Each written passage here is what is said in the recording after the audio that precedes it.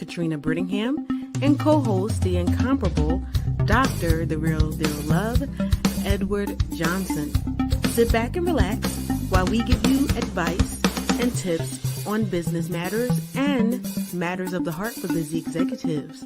And now, Katrina and Edward. Hello, hello, hello. Welcome to High Tea with me. I'm Katrina Brittingham, your business coach and your navigator on your road to success. And we have the incomparable Dr. The Real Deal Love. Hello, hello, hello. All right, so we are here the last week of the month. The last time we met with you and we were before you, we talked about, are you ready for entrepreneurship? So, for those of you who decided, yes, I am, or maybe you need a little more planning, it's never too early to start your business plan. Mm-hmm. So, we are going to talk about the business plan.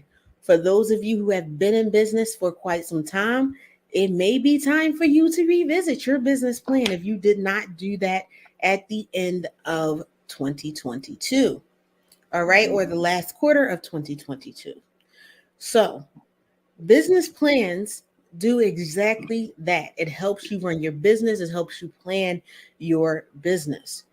A good business plan will guide you through each stage of starting and managing your business. You'll use your business plan as your roadmap or your GPS for how you structure, run, and grow your business, whether it is new or whether you have been in business for some time. It's a way to think through the elements of your business, the growth of your business, or if your business is not doing quite well, you can take a look and see why and start planning, find out what went wrong. All right. Mm-hmm. Business, you can find out even if you went off a plan and off a script during the year. Business plans can help you get funding because that's the first thing that investors ask for. They want to look at your business plan, they want to make sure your business plan makes sense. Or if you're bringing on new business partners, they want to know what they're getting into.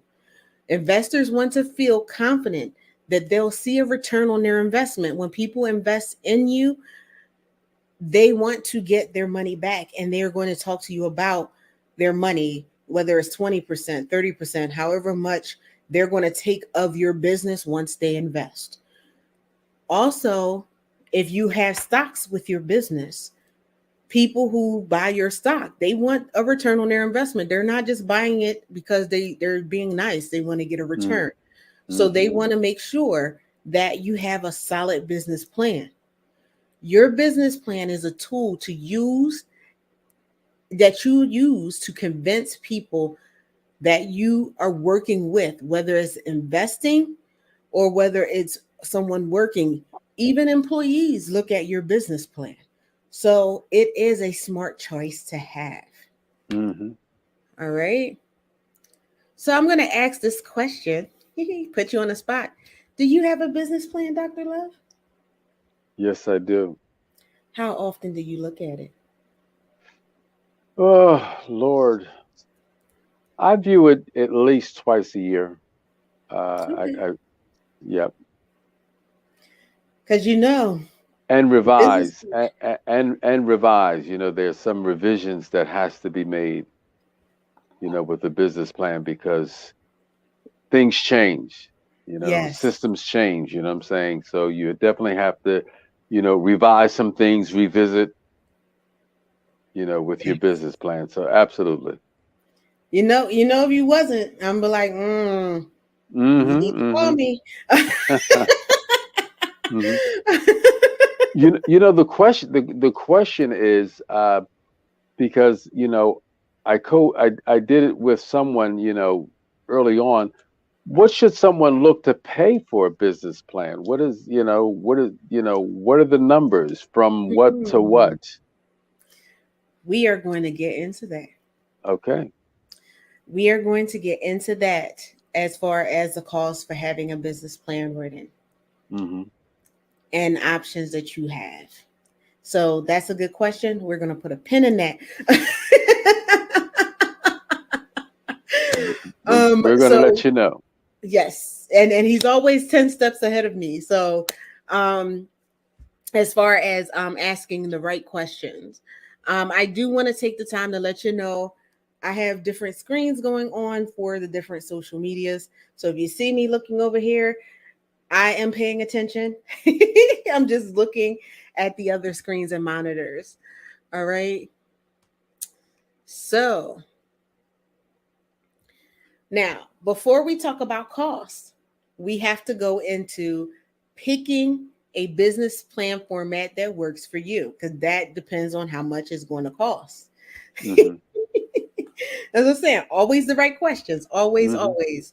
All right. So when you're picking a business plan and a format that works for you, there are no right or wrong ways to write your business plan, so long as you're organized and you have certain things included in it that people know how your business is going to run. Your Mm-hmm. business plan should tell the picture overall of what your business is, who you're going to service, and how you're going to run it. All Mm-hmm. right. So your business plan falls into one of two common categories: a traditional business plan or a lean startup business plan. Mm-hmm. A traditional business plan will cost more because it's more detailed. Mm-hmm. All right.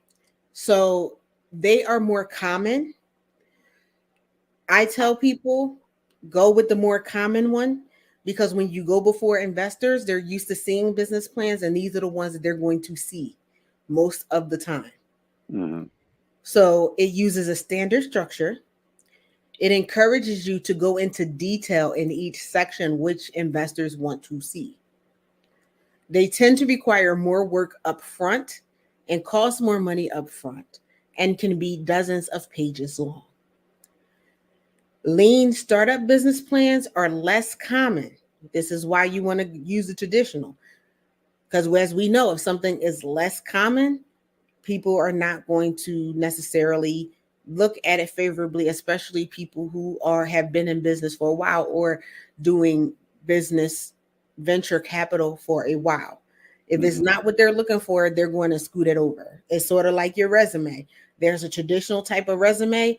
When people see other things, they start having question marks as to why you did not go with the standard. Okay. Mm-hmm. They focus on summarizing only the most important points of the key elements of your plan. They can take as little as 1 hour to complete. And excuse me, I think I kicked my cord out from my computer, and Don't do my computer that. is plugged me in. So I don't want it to get shut off. So excuse me for a minute. Okay.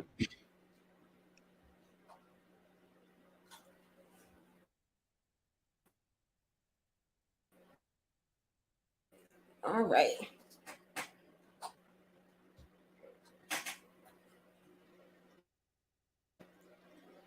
All right. Technical difficulties. From monitor to Okay. monitor. Okay. As long as we Because get you I plugged back in. saw myself fuzz out when I tried to plug the computer. Okay. Did you get it? Uh, no, because my computer is going through some crazy things right now. Oh Okay. my goodness.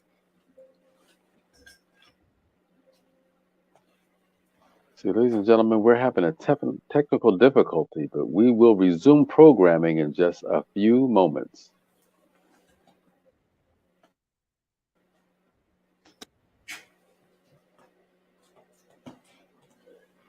Okay.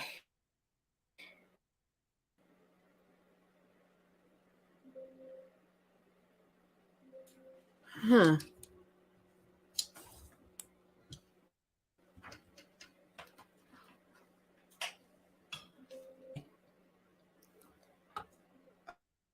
All right. What we're going to early is so I can try to work this Mm-hmm. And we will see you in 30 seconds. From one-on-one executive coaching to our business building concierge service, Venture Ready helps entrepreneurs, startup executives, and business owners build, scale, and run their businesses using techniques that support stability and long-term growth. Through the Career GPS radio show and High Tea with Me TV program, we promote smart business strategies for the real world.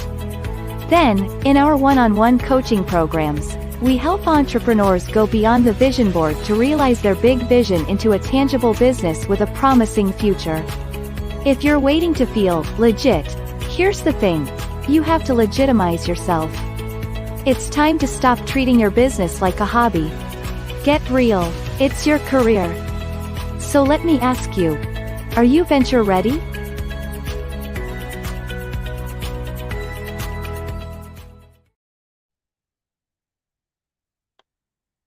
Are you venture ready? Are you venture ready? And I hopefully am ready. We're getting ready. Let's see. All right. Are we Well, getting there? we might have a short program today. So, we're getting there. Um, so, we talked about having a lean business objective. So, what you want to Hmm. do is you want to be able to have certain sections. So, you want to have an executive summary, you want to have a company description, you want to do the market analysis. Uh, you want to do the market analysis. You want to have an organization and management schedule. All right, that's the leadership structure of your business. That should be in your business plan.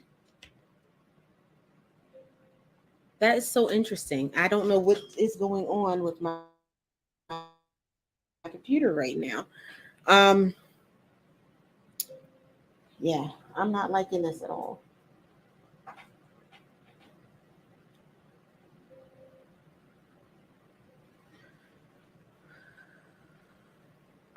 All right.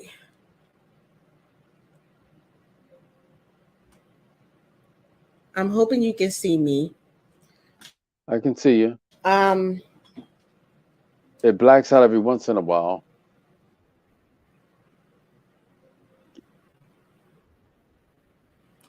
Yeah. So like yeah, you're that's there, not good.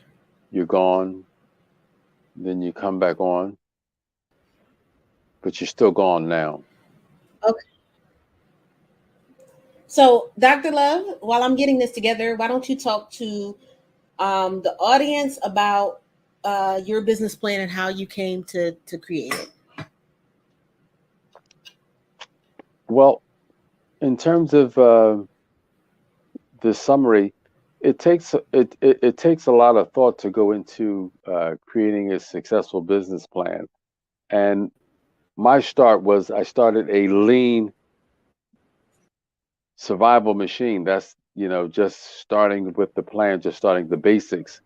And I had someone help me because I had no idea, what I was doing in creating the business plan. But when you structure uh, the business plan, basically going over all aspects of your business, the finances, the loans, uh,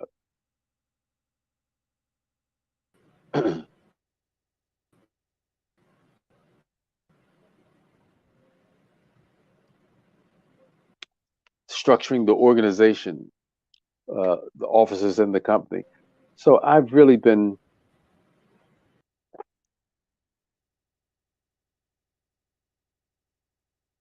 revisiting the plan so that I could basically know what I'm doing, where I'm going, and what my projections are.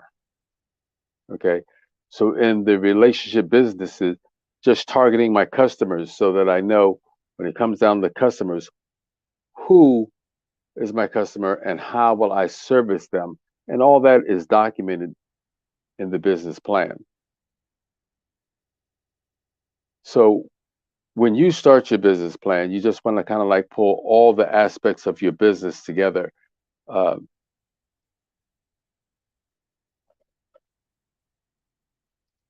when do you want to get started?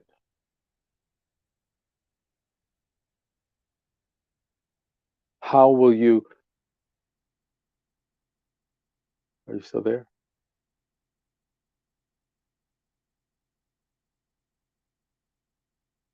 How will you implement your day-to-day operation? Okay. When I started my business plan, I had my first salon. All the things that went into it in terms of studying the market, I had no idea what the market analysis was. Studying the geographics of my location. In other words, when you look at the market, how much of the market will I get? Um, if there's 1,000 women in this particular location, how many will I draw into my business? What is the share? What is my market share there? And then analysis. When it comes down to the customers in that area, are they financially capable of paying for my service? Okay, so when you start studying the market, uh, this market, can they afford your service? That was one of the things that I didn't really understand when I started in business. I went into an area. I started in Center City, and then I went to a neighborhood, and my price structure was a little expensive for where I went to. Where I came from, Center City, and then I'm in West Philadelphia, there was a discrepancy. So I had a financial catastrophe for a little bit until I really was able to get on my feet and start attracting the clients that could afford my service. So market analysis was just so important for me to learn because I didn't know it. I had to learn it. And that's very important. That's part of your business plan, is finding out who your customer is, what your prices are going to be, and with the change, how you were going to pay your expenses, because your business was used to running off of a certain income from where you Hmm. were. Now, you might have been, excuse me, able to offset that with the office cost, because the office cost is different. Ooh, let me take a sip of water. Hmm. Don't know why I'm having all these problems. So I had to take out my handy dandy monitor. So that's what was causing the problems, Gotcha. um, because it was draining power. And so, because the computer was at a certain amount, I had to do that. So I just wanted to let y'all know what was going on. Okay. What's going on? I have to make sure that my computer is plugged in, which I thought it was. I must have knocked it out of the socket, because as y'all see, I move around a lot. So um, that's part of what your financial projection is, and that is a part of your business plan. With moving from one area to the next, and Dr. Love moved from one area of the city to the next, I moved from one state to the next. Hmm. And when you are moving, expenses are different. So you have to take a look at that. And also, your niche, trying to have people local here, because yes, I'm international, but I do want to get local clientele as well. Hmm. Being able to do that, what can they afford, what can't they afford? Okay, because if people can't afford your services, then they're not going to buy your services. Hmm. So once your business is already established, how you take a look at that is um, evaluating your income statements and your balance sheet and your cash flow statements for the last 3 to 5 years if you have been in business that long, especially if you've moved. Like, so you have to evaluate, can I afford this move? If you had office space and say you moved the office space from Center City, you might still be doing work in Center City because you have to, pay that bill, as far as people being able to afford your services. You can also look at your income statement to see if you save on, okay, office space, um, equipment, travel, and things like that, because you're more local, you might be able to afford that expenditure. Mm-hmm. Okay. So for the first year, you may need to be more um, specific as far as your financial goals quarterly or even monthly, as far as what your projections are. As you grow, you can pull that out to maybe bi-yearly or a year. Okay. To make sure that you have a good picture and that you can clearly explain your projections and match them to the funds that you're requesting, if you're requesting loans or venture capital. Mm-hmm. Okay. So with the traditional plan, we went through the fact that you had to have an executive summary to tell your reader what your company is and why it would be successful. You would include your mission statement, your products and services, and your basic information about your company's leadership team. If you're a solopreneur, information about yourself, any employees, and your location. You should also include financial information at a high level, as far as a growth plan. If you plan to ask for financing, that should be in your executive summary. Mm-hmm. Your company description just tells about your company, some detailed information, details about any problems that your business solves for the customers. You want to be specific and list out your customers. That's your market segment, organization, and your business. Um, your company, the businesses. If you serve businesses, your company plans to serve. Mm-hmm. Explain any competitive advantages that will make your business a success. There are experts on your team. Who are they? Have you found the perfect location for your business? If it's retail, your store. Your company description is the place to boast about your strengths, the strengths of the company. Dr. Love touched on the market analysis. So you have a good understanding of your industry outlook and your target market. So his target market were professionals in Center City. When he moved, that changed to professionals who were in the inner city. Mm-hmm. All right. So you want to do competitive research. So one of the things that he had to look at is, who are my competitors in the city? Who are my competitors in the inner city? What are their strengths? How do I differentiate myself from them? Okay. He looked for trends and themes with some help. Um, and so you have, what do your successful competitors do in Center City? What do my successful competitors do in the inner city? And why does it work? Can you do better than them? Explain Mm-hmm. how you can do better than them. Okay. So we talked about your legal structure, whether you want to be a S corp or a C corp. With this type of corporation is a different type of tax. It is also, you can sell stock from your company. These are the only places that you can sell stock.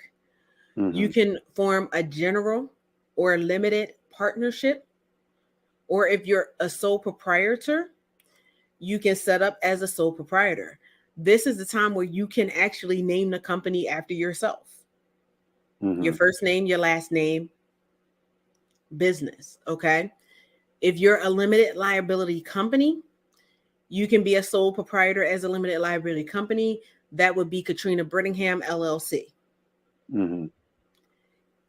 But you can also be a limited liability company where you're not a sole proprietor or plan to remain a sole proprietor, and then you can have a business name. Also, it'll be business name, insert name here, LLC. Mm-hmm. So, depending on your plan and what you have, you want to lay out your organizational chart. Who's in charge of the company? Who's next in charge? Do you have treasurers? Do you have a charter? Do you have VPs? Do you have directors? Do you have managers? All the way down to the line staff. Okay. Now, organizational chart does not necessarily have to have a person's name in it because maybe you need to fill it, but you would have the title of what it is and then put to be determined or looking to fill, something like that. So Mm-hmm. people know that you have someone that is going to fill that key position. All right. We talked about your products and services and what you do. You want to look at what your product life cycle looks like if you have a product. If you have a service, you want to have stuff like that in there.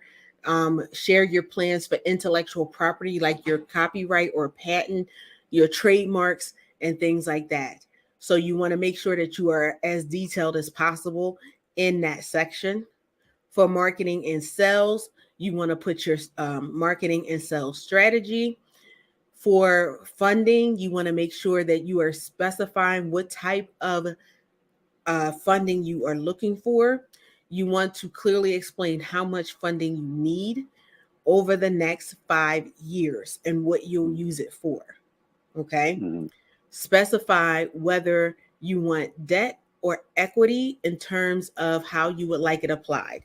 So if you are going for a loan, that is debt. If you have an investor, that's equity, because as your business grows, you're going to be paying out from the income or equity Mm-hmm. of your business. Mm-hmm. Makes sense? Mm-hmm. All right. How So does that work with, just a quick question, how does that work with grants? That's something that I really haven't dove into, but with grants, this a is grant is not a debt or an equity. okay.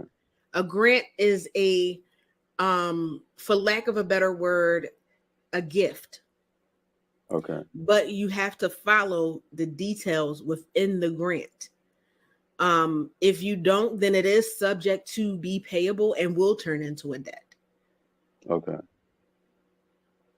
Okay. And some grants can be a year, it could be 6 months, it could be a one-time small grant that is put into your business, and it is considered income. So it is something that you do have to report on your taxes, and the government will take their cut.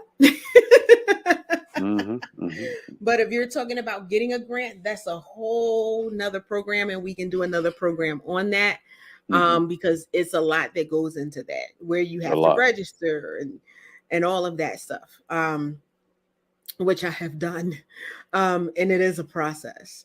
You want to specify if you're going to use this debt or equity funding for equipment or materials, to pay salary, to cover specific bills and revenue increases. And you always include a description of your future strategic financial plans, like paying off debt or selling your business if you decide to sell your business. Now, going back to the grants, a good example of that would be the PPP funding and the EDIL funding. The PPP was a loan, but it was a forgivable loan if you followed the plan. And if you did, it became a grant. So you didn't have to pay it back. Mm-hmm. Loan money, you have to pay back. Investor money, you pay back out of your equity. A grant, you do not have to pay back. Mm-hmm. So with the EDL, part of it was a loan and part of it was a grant, which Mm-hmm. they did not explain too well. Mm-hmm. A loan grant combination. Correct. Mm-hmm. And everything like that. And I know from personal, because I did apply for the EDIL and it was explained to me as a grant. So then next thing Mm-hmm. you know, he's like, oh, you got to pay it back. I'm like, no, this was a grant. So then I go back and I'm like, they're like, oh, well, part of it was, they have the language on there now because I Mm-hmm. remember reading it and everything like that because I pay attention to what I'm signing up for. Um, that it was the way they had it is was sort of like PPP, and I think they mixed the language up. Is that if you followed these things, it would turn into a grant? And I said, I know Mm-hmm. that that's what they said. Now they're like, oh well, no, this part is a loan, this part is a grant. You don't have to Mm-hmm. pay this part back, but you have to pay this part back. Okay, that's right. Very confusing. It was very confusing. Very, very confusing, and it would have been, it would have sold me or not sold me on it. So it would have been a decision making thing Mm-hmm. for it. But in order to get what they called the EDIL forgivable part, you had to get the loan first. So Mm-hmm. it just is what it is. Um, and maybe I still would have gotten it, but at least I would have been a little more prepared Mm-hmm. for it. It's not that big of an expense, but still, I always like to know when I have to pay something out. In business, you want to know all those, Exactly. all your Um, expenses. so you want to have financial projections and everything like that. You want to convince whoever is reading your business plan, including yourself, that the business will be stable, okay, financially stable.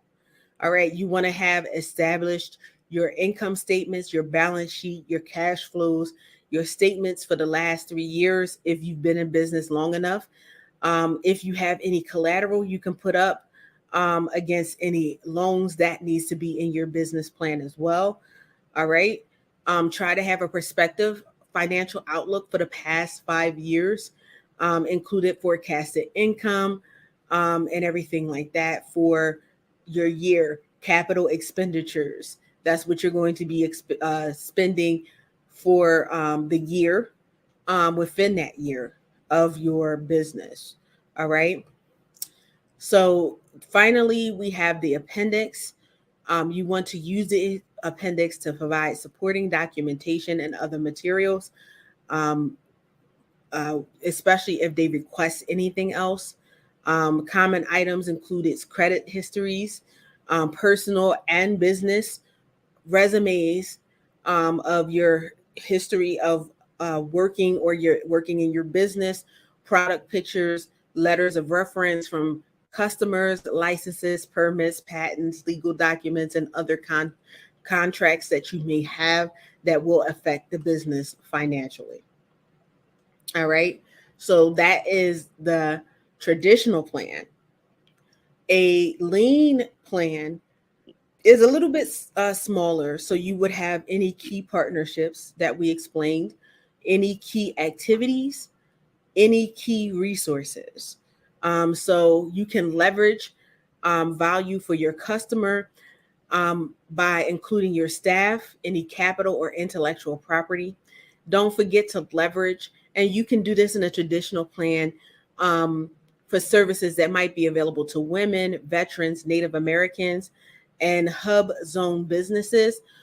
You can also put, if you are a certified minority business, that will help you with grants and things like that. If you're a woman owned business, if you're a veteran owned business, they have grants and things that are set aside with the government and other places specifically for these groups. Okay. So you want to have your value proposition, a clear and compelling statement about the unique value your company brings to the market, your customer relationships. All right. Is it automated or is it personal? Is it hands on? Is it in person or is it online? Think through the customer experience from start to finish because you will have to map that out. Your Mm-hmm. customer segments. Be specific with your target market, your channels, which is the way you talk to your customers through social media, over the phone, through your website, through email. You want to break all of that down. Your call structure, all right. Um, Focus on how you'll be reducing costs and maximizing value. Define your strategy and list that. And then we have revenue streams, which we have gone through. And that is the lean plan. So as you can see, it's not as much, it's not as detailed. When you come to this, my suggestion is if you're going for financing and funding, a traditional plan will cover everything that you need, and you won't have to worry about if you're missing any pieces. Mm-hmm. Going back and circling back, because we're actually almost at the end, I do again apologize for the technical difficulties, and it will not be that way going forward. Um, is how much a business plan will cost you. A lean business plan will probably be cheaper. It actually depends on who's writing it for you. Mm-hmm. Okay. It depends on how much experience for some, how much they charge. Okay. It depends on how quick you need the business plan as well. Like if you need a rush, people may add to that. For In my opinion, if you have a lean business plan, that's probably somewhere between $125, maybe, or more. All right. For a traditional plan, I've seen them as low as 200 for a good one, $250 to over $2,000. And again, that depends on how detailed your business is. It depends on if you're a startup or if you're already in business. Someone like myself who has multiple businesses under one umbrella, Venture Ready LLC is the parent company of about 3 or 4 companies. Mm-hmm. My business plan is going to be a whole lot more detailed. So I'm looking at if I have someone write it, if I wasn't adept to write my own, and be in business, a business coach, and know how to write business plans, I'm probably looking at least $2,000 to get my business plan written. Mm-hmm. And I'm talking about at least. Okay. So that answers your question. I know we went a long way to it, but I had to go through all of these things so you could understand where the cost comes in, when it comes to having a business plan and having it written. It's not really a simple answer, Mm-hmm. because it really depends on the type of business plan, your business, how much stuff you have added in. And generally, the longer you've been in business, you have more documentation to add. Mm-hmm. So it is going to be a different expense. Mm-hmm. Um, if you're a lean business, like if you're doing um, social media marketing or something like that, um, what they call it, influencer, and you're just online, and that's your Mm-hmm. vision for right now. It may not cost that much, because it's not that much in there, but be an influencer that went viral, and now you have products, and now you have endorsements and stuff like that. All of that stuff may um, be more, Mm-hmm. depending on what you have, your projections, what you plan to do. Some businesses also have, and that's my plan eventually, to have a nonprofit foundation, where I'm providing grant money or grant assistance, charities and stuff like that. That all goes into your business plan, Mm-hmm. and everything like that. So that makes it bigger, and then you'll have another one for the actual charity. Mm-hmm. Yeah. So it really What, depends. one more question I wanted you to get in there is, Mhm. what do you, for someone who's going to help you or write your business plan, what should you look for from them in terms of their experience, their credentials, their qualifications? Good question. Number one, the first thing that you want to do, and I do this with any company, when you're vetting someone, ask for references. Mm-hmm. Check those references. Make sure that they are clients, that they actually had. Ask for clients that you can call and speak to. Um, Take a look at their resume, ask them for a resume of their own. make sure that they have business experience. You know, because you have writers out there and people can be great writers. It doesn't mean that they have the research skills and the knowledge to do the research for you. Because I've had some people when I got a little lazy, um, to try to write my resume, but this is like an extended resume, to Mm-hmm. write my business plan. And they were like, okay. So I'm like, okay, what is the process? Oh, well, I'll write it for you because I'm a writer, but you have to provide the market research. You have to, and I'm like, oh, wait a minute. I thought you said you wrote business plans. Oh, I do, but I don't do any of the research and stuff because I don't know anything about business. That was the end of the conversation. And Mm-hmm. I was just like, I'm just going to write it myself. If I have to do all the work, then why am I hiring you? Mm-hmm. And Mm-hmm. everything like that to do the business plan. So you want to vet them, you want to ask them questions. Have you been in business? For some people, have you worked in my area? Are you a coach? I'm a coach writing a business plan. Do Mm-hmm. you have experience with writing for coaches? Number one, do you have experience in coaching? Do you know anything about the industry? Um, how long is the turnaround time for this? Um, you want to make sure that they know how to write good grammar, that they understand finances, that they understand how to put together a SWOT analysis, that they understand what investors are going to be looking for in the different sections. So you just want to make sure that the person is experienced. Mm-hmm. Good answer. Yeah. Yeah, and that changes by the industry. If you're a finance per company, you want to see if they have experience writing finance business plans. If Mm-hmm. your retail, do they have experience with that? You want to make sure that they do have the qualifications to do it. Mm-hmm. I've had people hand me business plans that um, people wrote for them, and I'm like, well, where is this section? And they're like, oh, you didn't need that in there. No, if the section is there, you need to complete it, Mm-hmm. and everything. But it was because the person didn't have the experience, Mm-hmm.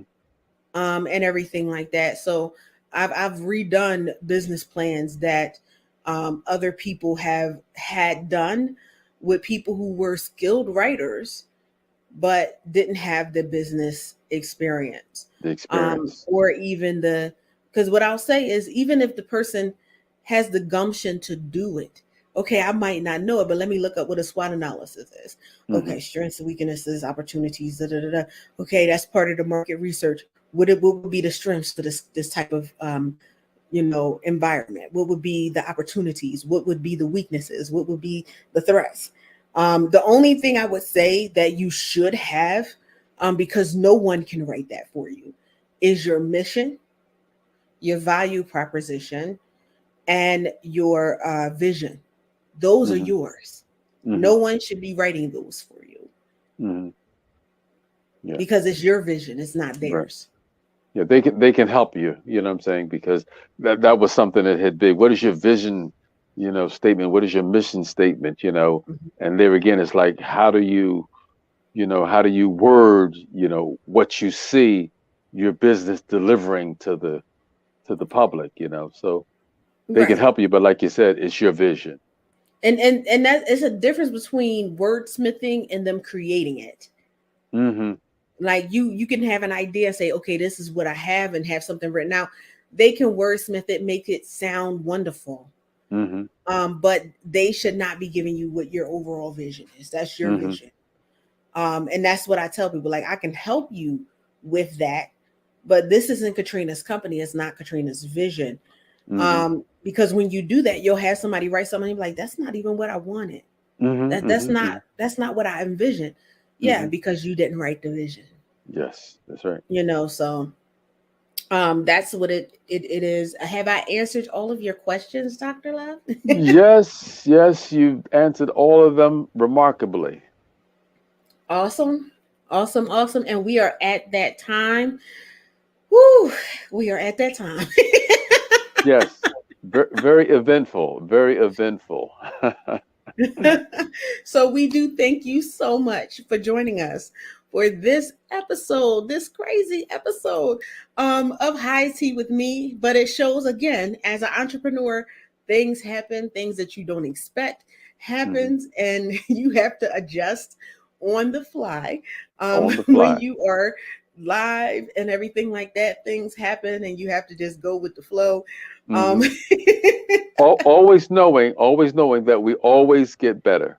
We yes, always get better. yes, yes. And thank you so much for joining me and Dr. Love for this last episode of the first month of the year.